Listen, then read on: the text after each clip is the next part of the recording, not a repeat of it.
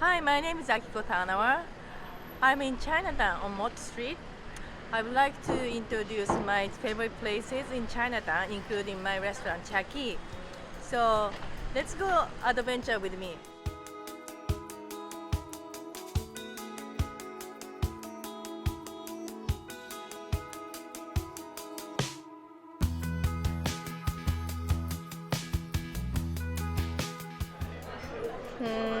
Okay, this is maybe four, yeah. I'm here with Wellington today to introduce new Chinatown dim sum place, and I would like to discuss about how changed Chinatown last few months. And let's talk. Yes. Hello. Yeah, no, so thank you for not only inviting me for lunch, as well as, but more interestingly, congratulations on your restaurant. Thank you. It's good to see you making the jump from one place to the next, and not easy during this pandemic. So 5,000 years of trial and error, Yeah. we somehow keep on refining it, and so it's gotten to this point. Yeah. But to your question about how it has evolved, is obviously is nothing. It's not a secret that food continues to be elevated. Yeah.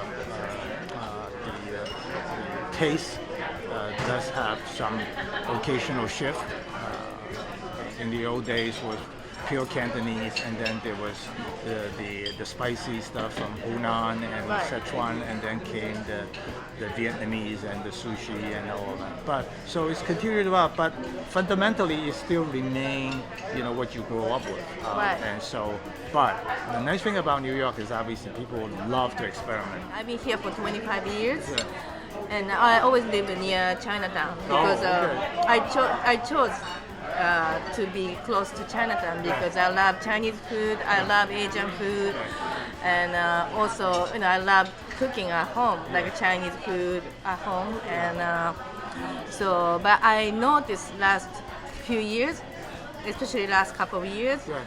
more tourists, Europeans, more Americans, Right. not only Chinese people anymore. Right. You're absolutely correct in the sense that because of the migration, the churning of population moving out to Brooklyn and Queens,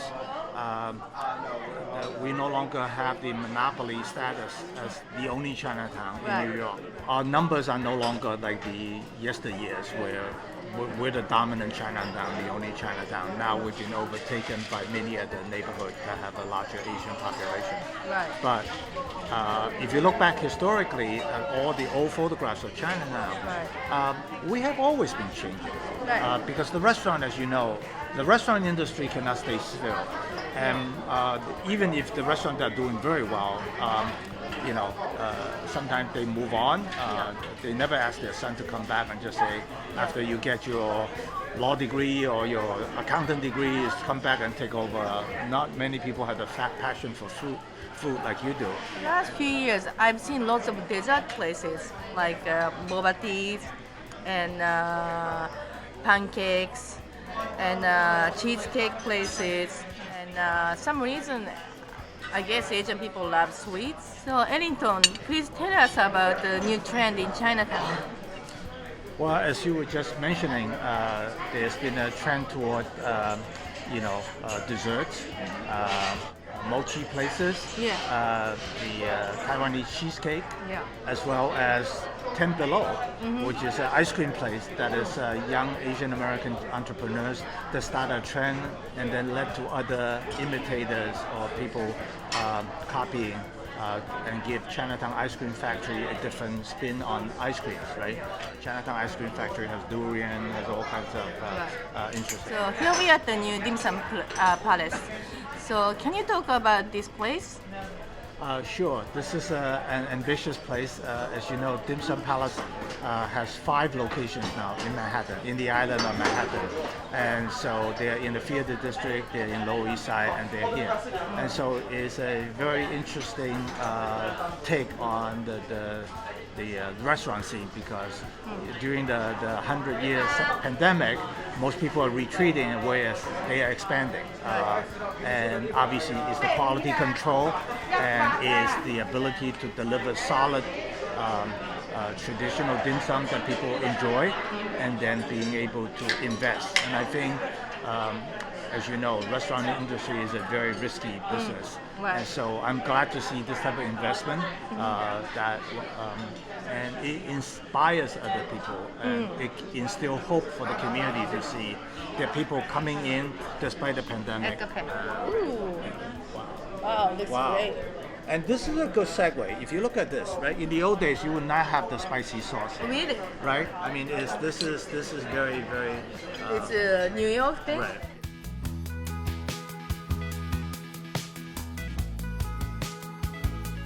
Little chili. Yes. Well, you can eat more.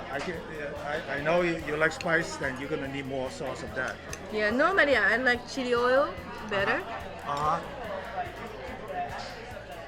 This is fun. Hot. Hot. It's hot? Okay. Wow, looks Well, beautiful. you do know how to order. My goodness. This is tofu with the shrimp, and this is pea shoot with the pork and the chives. Yes.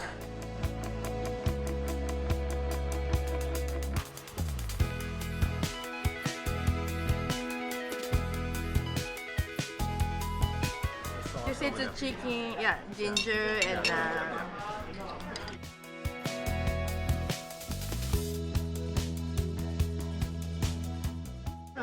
juicy. It's good. Wellington, so you're head of Chinatown Partnership.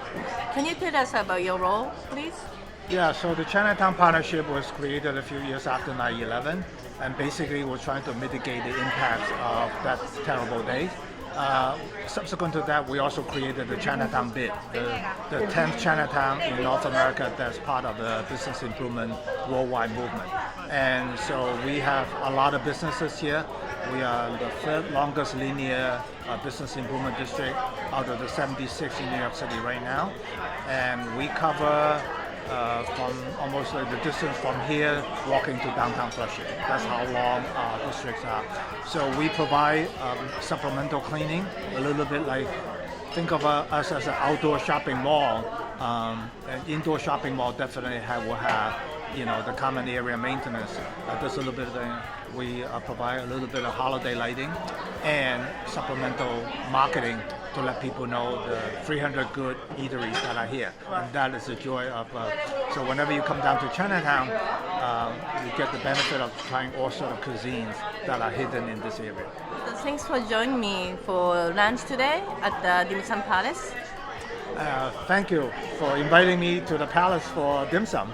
As you know, the quality of food here is very, very good, and it's heartwarming to see them having this aggressive mode to open 5 of them in Manhattan, and especially in the heart of China. Yeah.